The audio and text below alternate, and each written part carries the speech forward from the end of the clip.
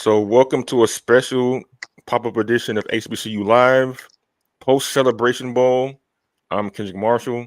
That's Chris Stevens, and we got Brandon King joining us today to talk Florida A&M winning the Celebration Bowl in what was a wacky football game. There were 30 points scored in the fourth quarter alone. After there not being points scored between the two teams in the second and third quarters. So, fellas, Florida A&M, they fell behind by 2 touchdowns in the first quarter, and we're thinking like, oh my God, like it's gonna happen to the SWAC again. They're gonna get embarrassed on this stage again, out physical by another MEAC team, a team that everybody considers inferior. They just wasn't ready to play. The MEAC want to prove they're better than the SWAC. And then late second quarter happened. FAMU finally gets on the board. They end up after shooting themselves in the foot the entire first half with penalties and having touchdowns called back because of holding and whatnot. They finally took a lead in the fourth quarter, and then that's when all heck broke loose. But like we'll get into all that later on in the show. But fellas, what do you guys make of this one? FAMU wins one for the SWAC. They finally saved the SWAC from embarrassment again in this fine Saturday afternoon. I'll go ahead and start. And to me, it may not be pretty from a football perspective, but again, as we've talked about in the 2 or 3 weeks leading up to this game, that this is what you dream for if you're a marketing executive for ESPN, cricket, the Celebration Bowl. You've got two of the standard bearer HBCUs, Florida A&M and Howard. They're playing in Atlanta, Georgia, the new Black Mecca. You've got, everything that you need. And no, it wasn't classic, football from a football perspective, but it absolutely is going to go down as probably a top 3 Celebration Bowl of all time. You had Florida A&M, who was playing like the Three Stooges, whoop, whoop, in the first half, and just absolutely miserable. And they found the magic late in the third and fourth quarters, and even after giving the lead away again in the fourth quarter, they still found a way to come back and win it. And Howard has nothing to hang their heads about. They played a really good football game. We learned a lot about just how good that defense was. Anybody who hadn't seen them before knows now that Howard defense is no joke, and they have like 3 or 4 tremendous players on the edge that can make plays happen offensively. But the problem with Howard was quarterback play is what ended up hurting them. And we don't like to, talk, disrespect anybody out there that's actually playing the game. And I'm not, coming at Quentin Williams' neck by any stretch of the imagination, but the last 2 interceptions were they weren't good. They weren't good. I mean, credit to Kendall Bowler and Isaiah Major. And Isaiah Major will tell you now, when you come on HBCU Sports Live, good things happen to you. So all you athletes and coaches out there, be sure to give us a holler. So, Major and Bowler made 2 tremendous picks on the last couple of drives, and it was Florida A&M's time. It was their destiny, and they earned it. Brennan, what says you about this one? Well, how ironic that it took a former MEAC team to, in fact, save the SWAC.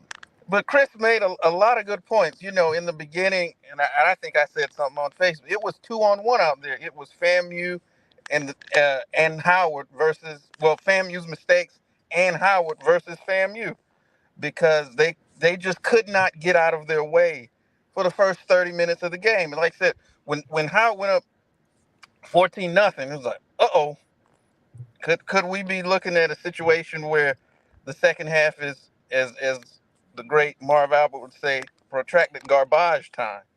But to their credit, FAMU was able to kind of get that first touchdown, and that seemed to kind of bring them out of their stupor a little bit. And when it came down to the second half, they were able to just barely, even still trying to give the game away, they were able to make enough plays when they needed to secure the win. And in that, you're kind of showing, as they say, that championship medal. So congratulations to Coach Simmons and those boys for getting the job done. Barely. Yeah, barely. I mean, like all season long, it seemed like everybody had been waiting for the other shoe to drop when it comes to FAMU. And at least through the first quarter, we thought like this is going to happen. They had been favored. They obviously were the more talented team on the field. You could see that like right away. But Yeah, they just came out slow. Like they were being dominated up front, which normally spells doom for any team that's on the SWAC side in this football game. They could not establish a run. Musa was all over the place, especially in the first quarter. They give up a safety.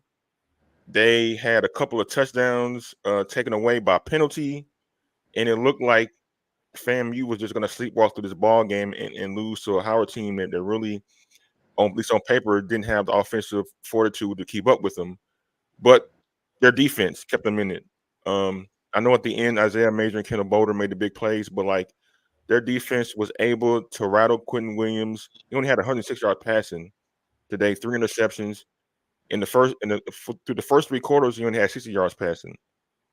So their defense kept them in the ball game, and their special teams too. I would say that their kick returners, Shareed and who am I missing? Thinking about Shareed had a big kick return. Young man from Howard. No, from FAMU. That was Terrell Jennings. That was Terrell Jennings back there. Yeah, Jennings. Yeah. They both set up FAMU in a really good field position, but because of their explosive special teams, that allowed them to settle down a little bit, I think. But like as Brandon said, like they had to get out their own way, and they eventually did. I thought 2 of the biggest plays in this game just happened to be fortuitous for FAMU. One was when Jennings fumbled the football and recovered it. FAMU was able to score their first touchdown of that. And the second one was when Musa took the safety.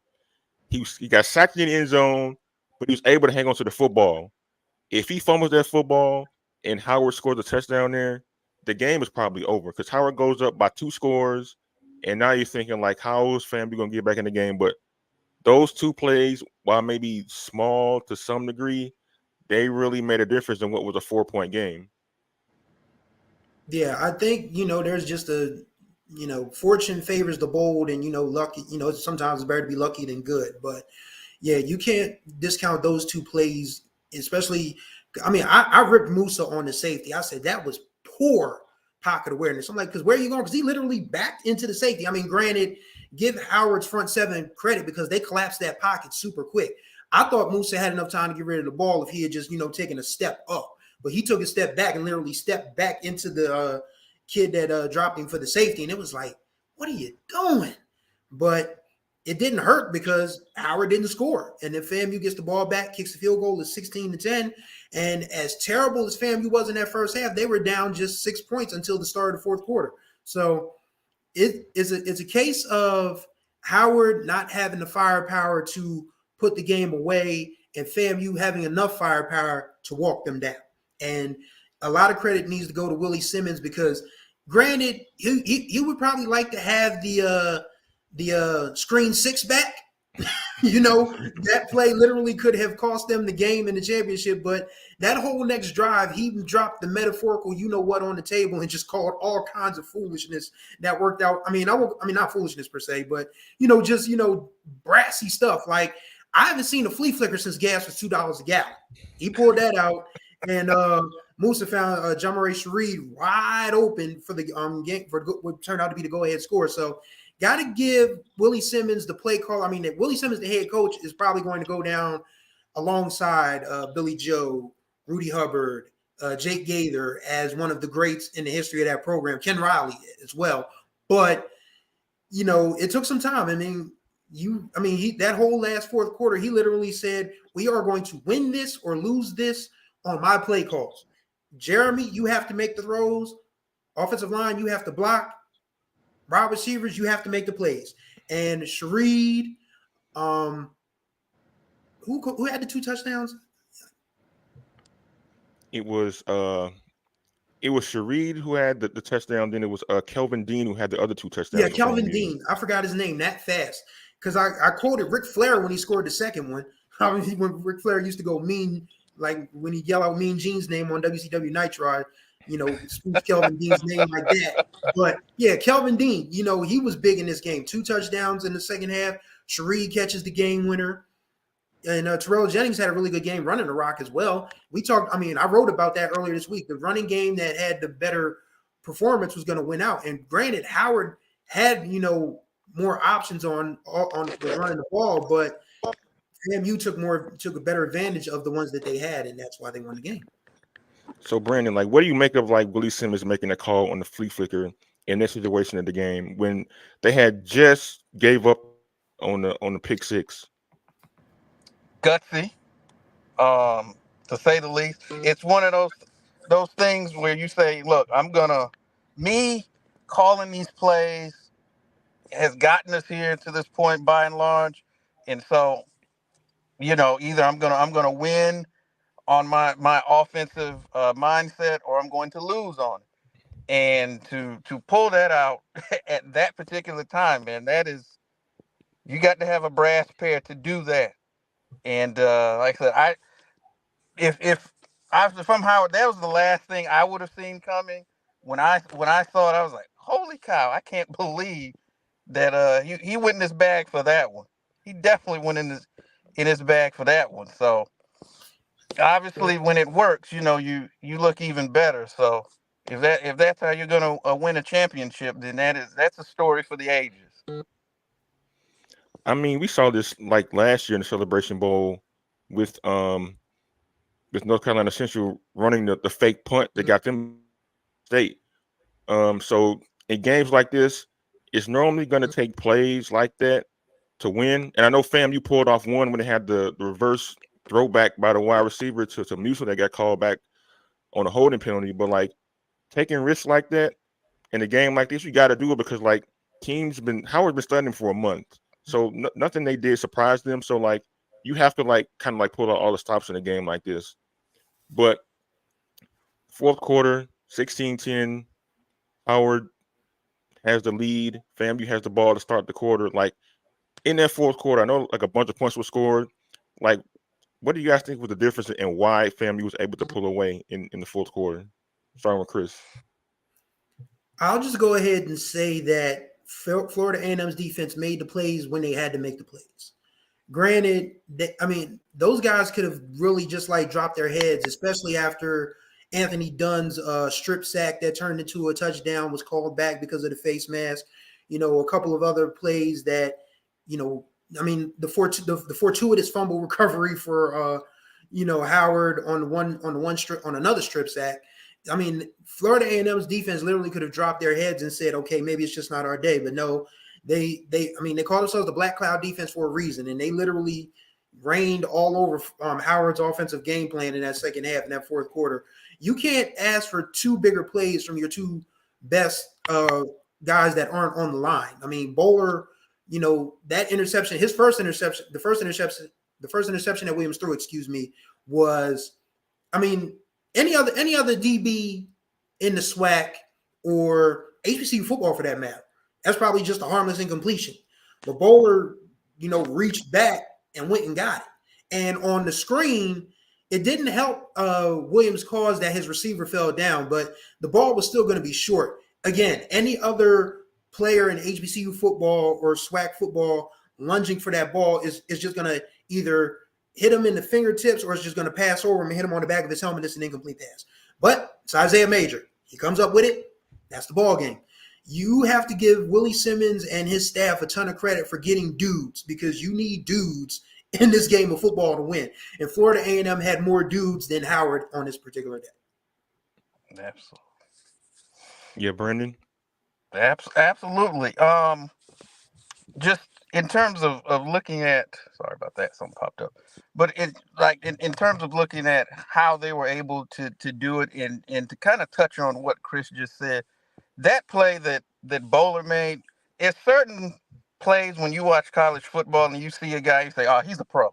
When I saw that, if there was any doubt, that's a pro, because just like I said, if anybody else, that probably falls to the ground. So that definitely caught my attention. But I would say in terms of looking at what FAMU was able to do defensively, I think those dudes won the game, because if you look at, FAMU had been able to run the ball fairly effectively in all of the previous weeks preceding coming out of the bye week, and they were not able to not only get a lot done on the ground, but Musa was shakier than a junkie in rehab for large stretches of this game. Jesus And Christ. I mean, FAMU is that they were quite fortunate that Howard has certain offensive limitations, that this game was not 28-0 headed into the second quarter, or in the second quarter, I should say. But defense, special teams, which kind of reminds me, back to when we did our preview of the SWAC championship, and Ken was talking about special teams making a difference that day. Well, it certainly made a difference today, especially those kick returners earned their money today. But it was really the defense that really kind of limited not FAMU, but Howard, and kept the game from getting out of hand. It's funny, some might have thought that the formula for Howard might have been to kind of keep it close and then have a chance at the end. In a sense, that's kind of what FAMU did. They kept it close, some of it being their own doing, and they were actually able to keep it close until they were able to make, like I said, just enough plays at the end of the game to pull out the victory. Yeah, I know, like we kind of like beating around the bush of Howard's offensive limitations, but it was Quentin Williams. Like he was inconsistent the entire game. I think the game plan was to make him a passer from FAMU standpoint. I know Howard has a really good running game, and on the first two drives, they kind of really showed off their running game. I thought they didn't get the ball enough to Ian James, to be honest with you. I thought that kid needed more carries than what he got in this ball game, and I think like when you see a quarterback like that who's struggling with accuracy, struggling to maintain his composure in the pocket, to settle him down, you got to like run the football. You got to give Florida A&M's defense like something different to think about, and that didn't happen.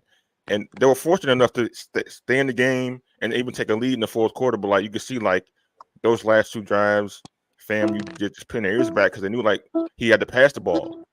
And once that happened, you see the two interceptions.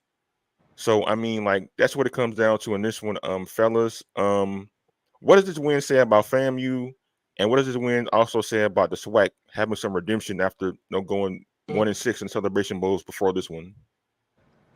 Well, to me, it's the culmination of Willie Simmons remaking that program in his image and restoring the glory to the highest of the seven hills, honestly, because Florida A&M before he got there was just not in good shape. Like anytime that Delaware State could boast a 3-year winning streak over you, you're in bad shape.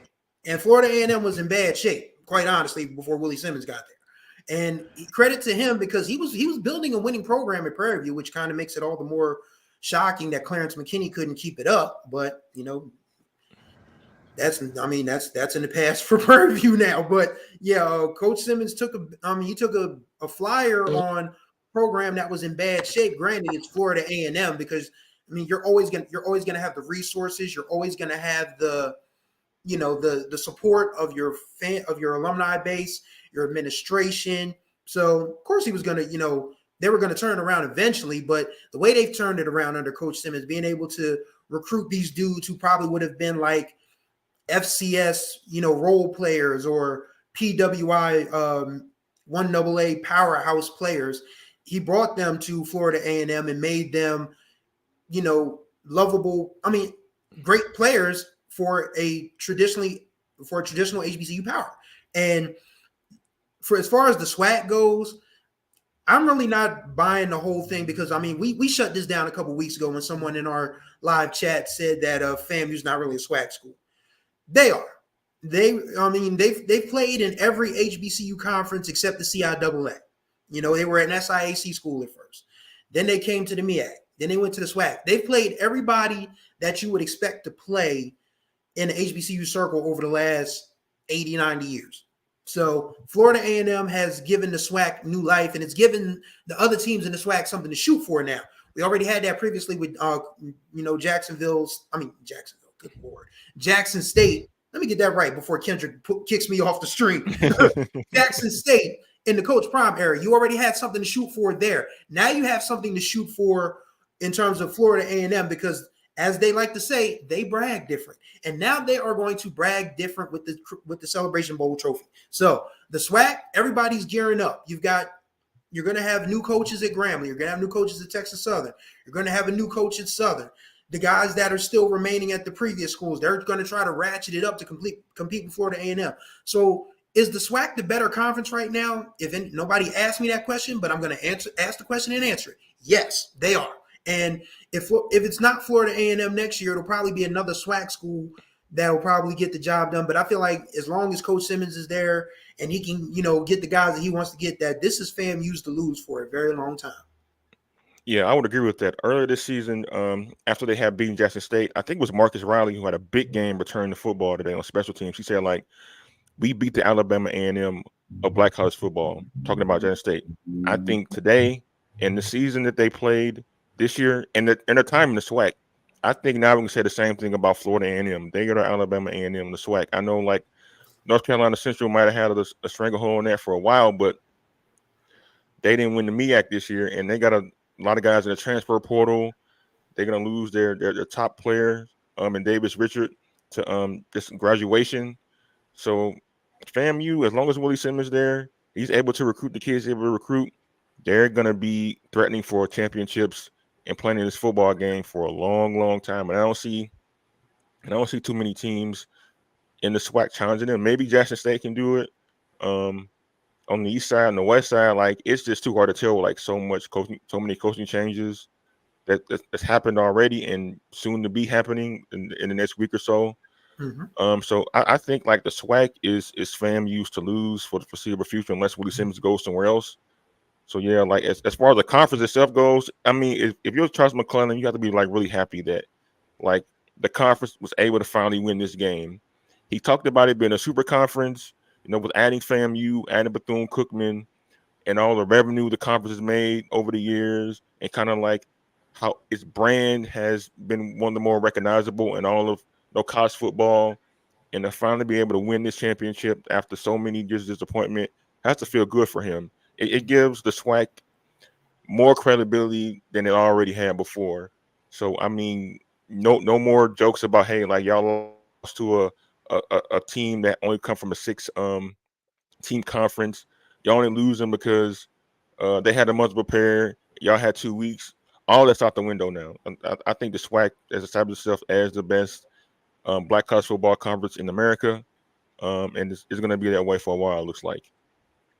Yeah, and it was interesting because I said around the end of the first half that, for all the consternation about Florida A&M, for Howard being off for 4 weeks, they looked like the better prepared team up to that point. But it eventually, talent, eventually wins out most 9 times out of 10. I mean, and I'm not saying that Howard wasn't a talented team. That would be absolutely absurd because I saw Howard in person this year. They're very, very good. But I will say that Florida A&M just had way too many guys, to lose that game. We saw them fall behind 14-0, and yeah, I said this doesn't look good, but at the same time, I felt like it still never felt like they were out of the game. I mean, it was a shock that Howard scored the first 2 touchdowns, but it wasn't like a dominating first 2 touchdowns where it was like they just dragged Howard up and down. I mean, they just dragged Florida A&M up and down the field. That did not happen. You had a good return, you had a turnover. Those are things that you can't. That happen during the course of a football game. But how you react to those things during the course of a football game is what's key. And Florida A&M reacted well. They circled the wagons. They got themselves right. And they even after they tried to give it away, I still don't know what Coach Simmons was thinking about on that wide receiver, on that bubble screen. As I have your attention, HBCU Nation, college football fans, join me in calling for the banning of the damn bubble screen. I am so tired of that play. It doesn't work. It's never worked. Please get rid of the bubble screen. People are worried about the tush push. People need to be worried about the bubble screen. It is a low percentage play, low risk, low reward. Stop with the bubble screen. Thank you. Okay, now Even after all of that, Florida A&M still found a way to win this ball game. It's just a matter of having the talent. It's just a matter of having the will, having the coaching, and Florida A&M converted on all counts, and they are the Black College national champions.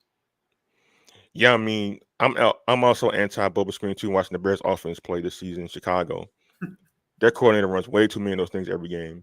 But yeah, like I mean, like fam, you got dudes, man, and I think what helped FAMU in this game that kind of hurt a lot of SWAC teams that got to this point was like they didn't have like the size to go along with the speed.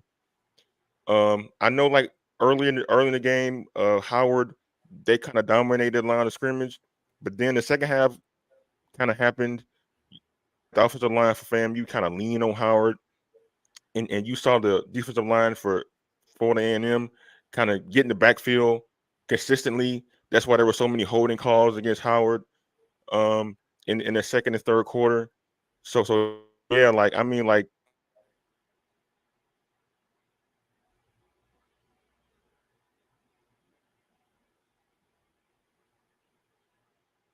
Did Kendrick freeze up? Wow. Looks like I'm here by myself for a moment. So while I have your attention, I'll go ahead and pick up where Kendrick left off, until he comes back. But yeah, to me, it feels like Florida A&M, again, as Kendrick was saying, they have the guys because you need offensive line play and defensive line play to win a game. And Florida A&M's started to assert itself on both lines near the end. I want to answer the question from Rhonda K. Neal while Kendrick and I think Brandon got knocked off too. I think he's coming back soon. So yeah, she asked, will Prairie View A&M be good next year, or will it be hard for them in the West next year? I don't think it will be. Because Grambling has to figure out a way to Grambling still has to name a coach, quite honestly. And before they do that, until they do that, they have yet to figure out. Oh, Kendrick's coming back. All right, let me check. Oh, he's back. Oh, there he is. There he is. Yeah, but Ryzen killing me, man. Yeah, but as I was saying, Florida A&M, they won this football game because they were able to punish Howard at the line of scrimmage with their running game. You saw that in the second half, they kind of got wore down a little bit. And FAMU also was able to dominate the line of scrimmage on the defensive side too. You saw all the holding calls in the second half against Howard. You saw Quentin Williams not being able to have a clean pocket throw from within throughout the much of the game, really, but especially in the third and fourth quarters. So yeah, like I mean, like FAMU, they got a lot of dudes on both sides of the ball, a lot of big dudes who can really take punishment and give it out too, and that's why they were able to hang in with Howard and win the championship today. Yeah, I mean, as I was saying while you were knocked off, you just needed, you have to have that intangible, X's. They say it all the time: Jimmy's and Joe's over X's and O's, and FAMU's Jimmy's and Joe's are better than Howard's on this day, and it's going to be interesting to see. I mean, we've talked about what this means for Florida A&M and what this means for the SWAC. I mean, the question is, where does the MEAC go from here? Because I mean, this is only the second time in the 8-year history of the game they've lost the game. And, and the first time it was literally just because, a kid got a little too overexcited. And this time it was just a matter of fact that one team was better than the other. And that's the first time that it's probably happened in the history of this game. So now you have to look at the MEAC in totality for next year. Yes, South Carolina State has hired, Chennis Berry, who is going to, bring the Baptist fire to Orangeburg. Like, I mean, if y'all didn't see that man's press conference earlier this week, you may have wanted to drop something in the collection plate. I said I have not been to church since I was a teenager, and listening to Coach Berry at South Carolina State at his introductory press conference, I was like, man, let me drop something in the collection plate. He was preaching. And he's going to get kids. He's absolutely going to get kids. But I don't think South Carolina State contends next year. Norfolk State was very young. They may be better, but I don't know if they're Celebration Bowl better. Morgan State, that's the favorite going into next year, period. Saying it now. On this day, at 4:34 Eastern Standard Time on Saturday, December 16, 2023, Morgan State should be the preseason favorite to win the 2024 MEAC championship. Saying it now. Okay, Howard, they'll still be good. They got to figure out the quarterback situation. Delaware State, yeah. So I mean, that's the MEAC, and I mean, there's going to be some things that kids, teams and kids have to figure out. And now that the MEAC has that assertion of that aura of invincibility has been erased a little bit.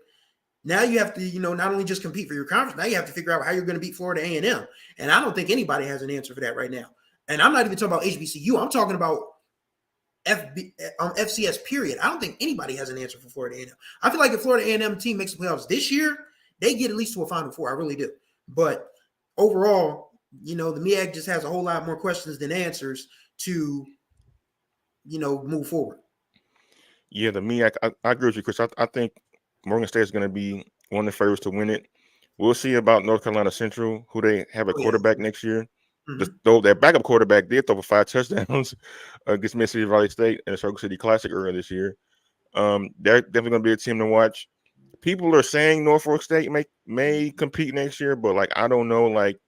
Their offense has to get a little bit better than it was this season, or need to get better than it has been since Dawson Odom's got there. The defense is coming along pretty strong. Delaware State, you kind of already know how you feel about them. Yeah. So yeah, it's gonna be uncertain who comes out of the MEAC next year, but the SWAC is definitely FAMU. And I don't see a challenger for them, but the wild card, as you guys all know, is the transfer portal. That could flip a conference on its head based on who exits and who enters. So yeah, we'll see. But FAMU, they reached the summit. The school from the highest of 7 hills wins their first Celebration Bowl and their first Black College Championship since 1999. That they hadn't claimed on the internet, that they actually won on the field. So yeah, congrats to them. It was a well-played game. 41,000 people showed up in Atlanta at the Mercedes-Benz Superdome, including Vice President Kamala Harris. God bless Cam the Newton. kids. Yeah. Cam Newton was there. He made an appearance. The commissioner of the NCAA made an appearance Against his will. Yes. He looked like he would rather be anywhere else. He looked like he would probably have rather been at the Division II championship game for watching the Colorado School of Mines or whatever the heck they are. But whatever. I mean, he showed up. He was there. He probably couldn't stand to be around that many colors anyway. But he's not important anyway to what Black college football means anyway. So yeah, but yeah, everybody was there, and I think that's the part of the game that we could probably be very encouraged about, because it seems like when it was when it was still at the Georgia Dome, it was 20,000 people, and it was okay, we got to be a little concerned about this attendance, but it's been steady growing and growing and growing. And again, when you have two programs with national alumni bases, it's very important, because you have Howard, who has people from all corners of the world. I'll never forget when I was a student reporter at Delaware State covering a Howard football game one year. Met a young lady from Denver, Colorado. I didn't know Black people lived in Colorado.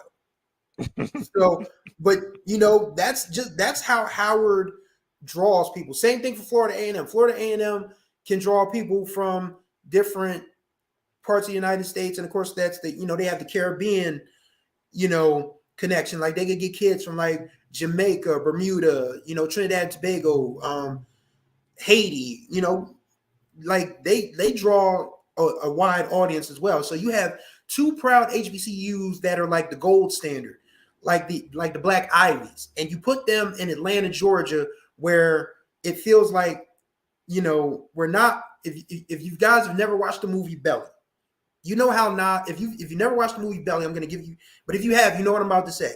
You know how Nas talks about Africa and Belly? That's how people talk. That's how Black people today talk about Atlanta. People just want to move to Atlanta because that's where everything is. So you have the center of the Black world, and you have two HBCUs that are nationwide bases. No, Edwin, we're not talking about a football fan base. We're just talking about alumni. We're talking about people who are just proud of their institution. How many people watch the game remains to be seen. That's something we'll have to, probably, take stock of at a later date. But at this point, 41,000 people in the building is 41,000 people in the building. And if you are a administrator with the MEAC and the SWAC, if you're a cricket marketing person, if you're an ESPN production person, you have to be over the moon. This Celebration Bowl is going to feed generations. I promise you. And just being able to get 41,000 people in the building, I can't wait for the TV number to go, because I know the TV number is going to be crazy too, because it was on ABC. It wasn't on ESPN 935. It wasn't on Stream. It was on ABC. Like everybody got ABC. It don't matter if you got Comcast, Verizon, any of those other cable companies, DirecTV, Dish, whatever. Everybody got ABC. So everybody was able to tune in. And that is a win for the Celebration Bowl. I told a colleague earlier that, because he was like, well, why don't you guys play in the playoffs? I'm like, there's a $2 million guarantee, $1 million per school. That's going to win out every time.